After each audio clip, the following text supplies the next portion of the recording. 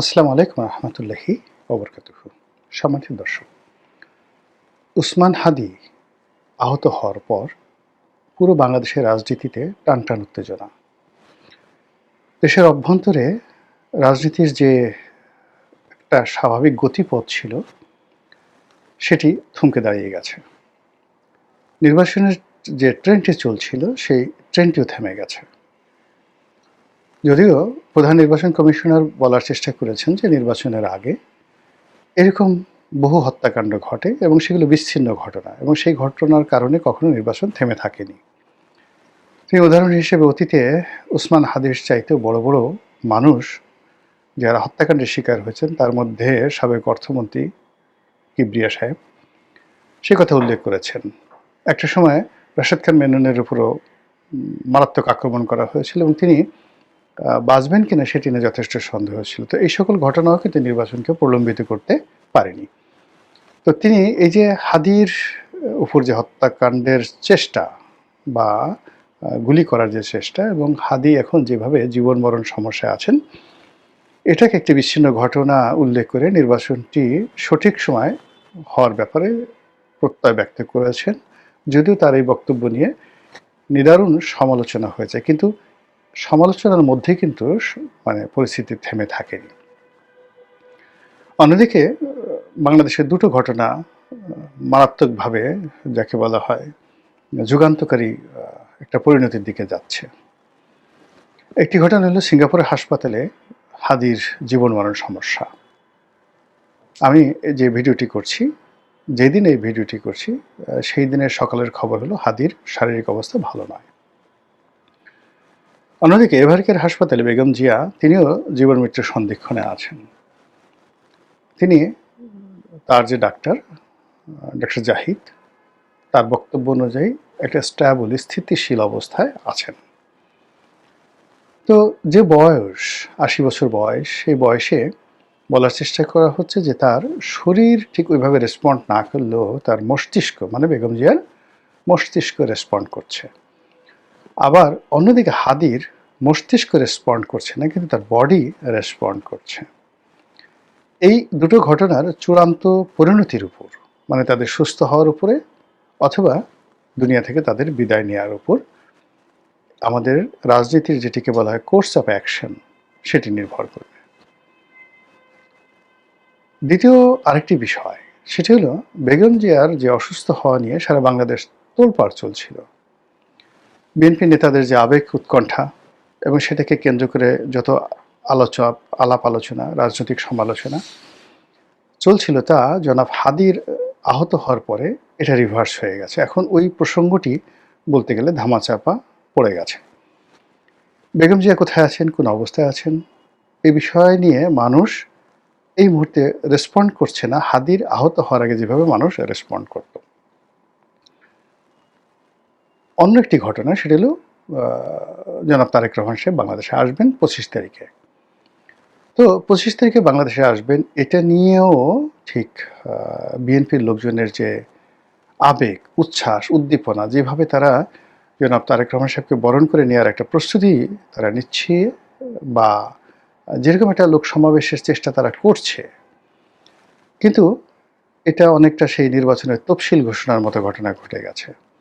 অর্থাৎ সিইসির তফসিল ঘোষণা করেছেন, দৃঢ়তা দেখাচ্ছে নির্বাচন হবে, কিন্তু জনগণের মধ্যে সার্বজনীন যে একটা সাড়া সেটা নেই।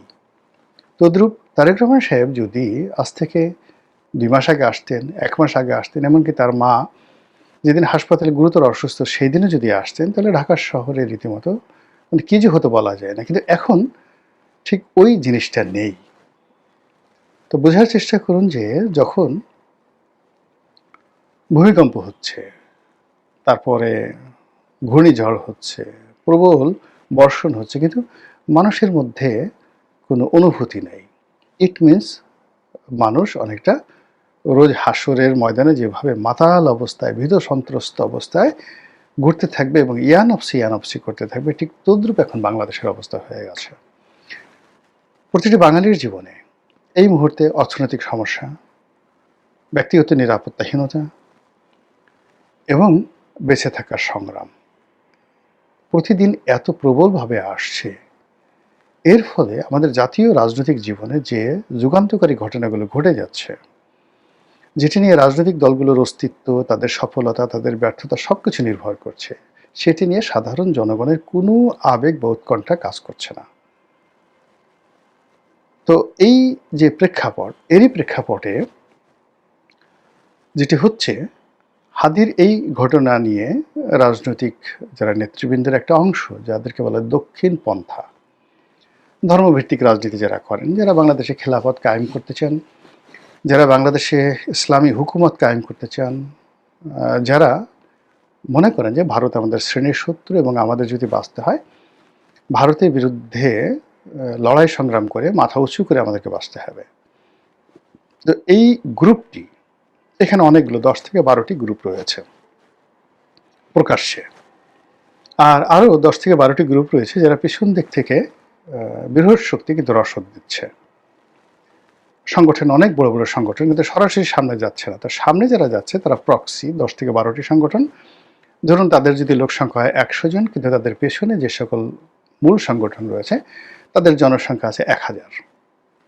তো 100 জনকে সামনে দিয়ে 1000 জন পিছনে দিয়ে যে কাজটি এই মুহূর্তে করা হচ্ছে সেটি হলো নরেন্দ্র মোদীর 14 গোষ্ঠী উদ্ধার করা হচ্ছে, ভারতের উপর চাপ প্রয়োগ করা হচ্ছে, শেখ হাসিনাকে ফেরত দিতে বলা হচ্ছে, তারপর যে উসমান হাদির হত্যাকারী ভারতে পালিয়ে গেছে তাদেরকে ফেরত দেওয়ার কথা বলা হচ্ছে।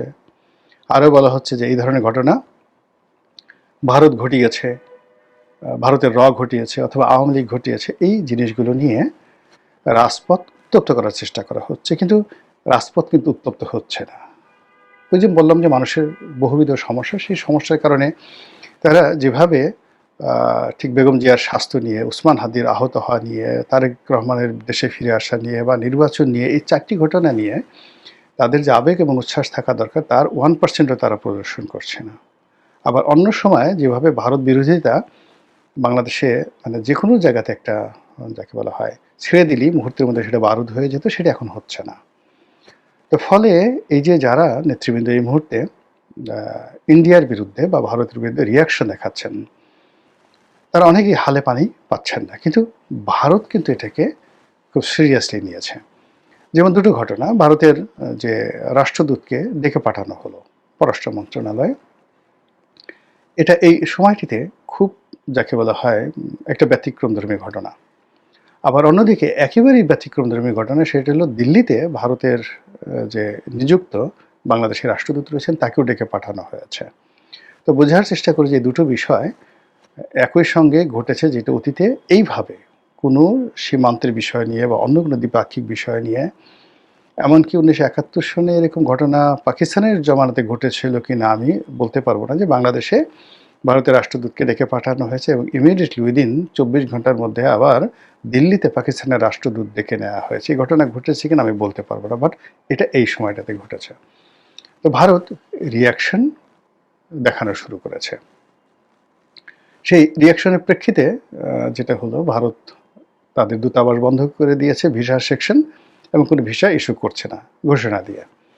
অন্যদিকে রাজনৈতিক সংগঠনগুলো ভারতীয় দূতাবাস সেটা ঘেরাও করার কর্মসূচি দিয়েছে পরপর 2 দিন। তারপর তারা বলছে যে যদি ভারত তাদের দাবি না মানে তাহলে দূতাবাসের মধ্যে ঢুকে যাওয়া হবে।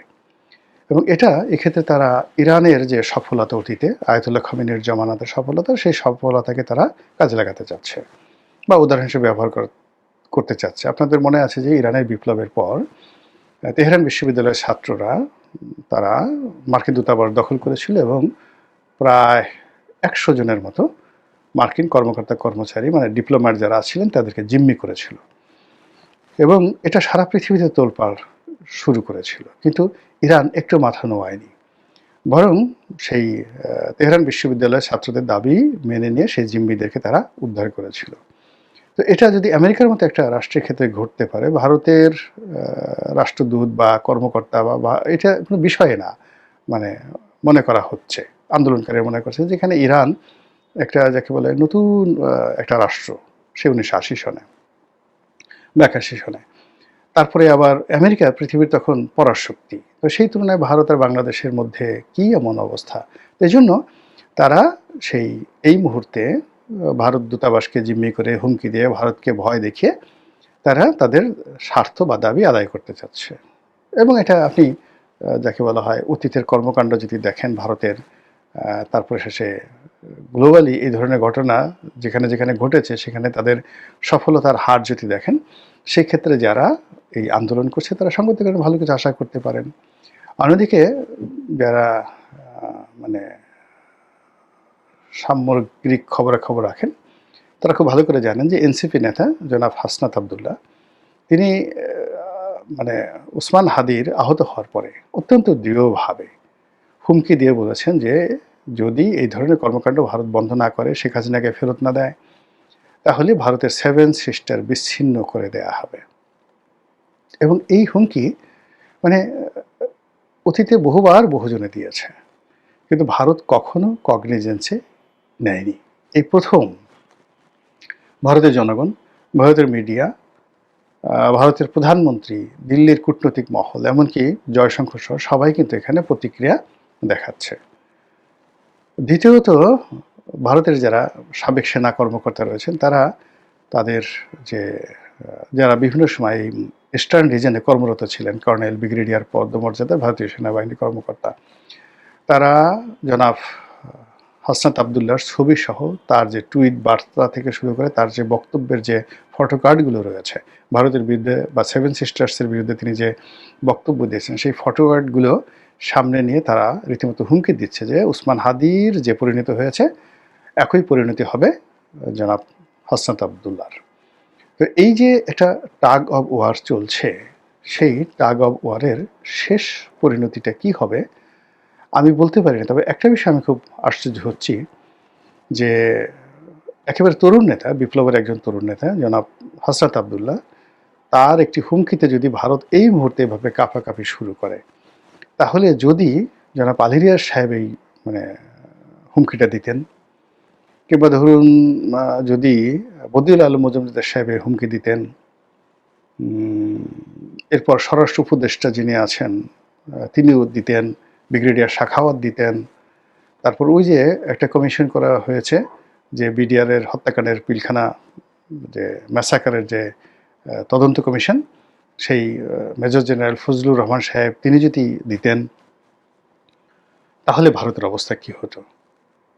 এবং সর্বোপরি যদি স্বয়ং ডক্টর মোহাম্মদ ইউনূস সরাসরি হাসনাত আবদুল্লাহর ভাষায় কথা বলতেন, যদিও তিনি আকার ইঙ্গিতে হাসনাত আবদুল্লাহকে উল্লেখ করে তিনি ভারতকে বলেছেন যে মানে তারা যদি এই কাজগুলো করে তাহলে ইত্যাদি ইত্যাদি, মানে ভারত যে কাজগুলো করছে শেখ হাসিনাকে আশ্রয় দিচ্ছে, তারপরে উসমান হাদির হত্যাকারীকে আশ্রয় দিচ্ছে, তারপরে ওখানে বসে শেখ হাসিনাকে কর্মকাণ্ড চালাতে দিচ্ছে, তো এরকম যদি ভারত করতে থাকে তাহলে আজকের তরুণরা যে দাবি দাওয়া করছে সেটি বাড়তে থাকবে।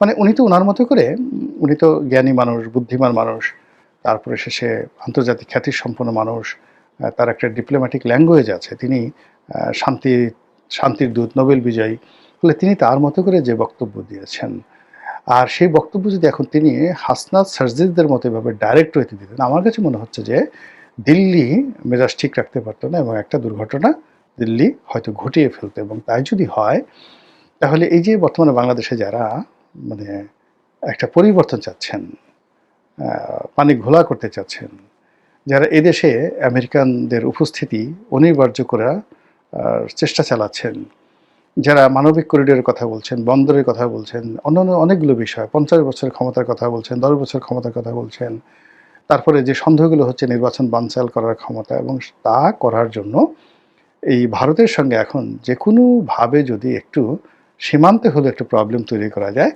তাহলে অনেক কিছুতে কেল্লা ফতে হয়ে যায়। আমাদের তকদিরে কি আছে আমরা জানি না, আমি অন্তত জানি না। আল্লাহর সাহায্য চাই, যা কিছু ভালো, যা কিছু কল্যাণকর তিনি যেন তাই আমাদের এই জাতিকে দান করেন। কোনো দেশি বা বিদেশি চক্রান্ত, সেই চক্রান্তের ফাঁদে আমাদের দেশ যেন না পড়ে, আমাদের রাষ্ট্র যেন আক্রান্ত না হয়, এবং আমরা যারা জনগণ আমরা দীর্ঘমেয়াদী কোনো যুদ্ধের মতো ব্যয়বহুল একটা বিষয় আমরা যেন জড়িয়ে না পড়ি। আল্লাহ আমাদেরকে সবাইকে এই বিপদ এবং বিপত্তি থেকে রক্ষা করুন। আসসালামু আলাইকুম ওয়া রাহমাতুল্লাহি ওয়া বারাকাতুহু।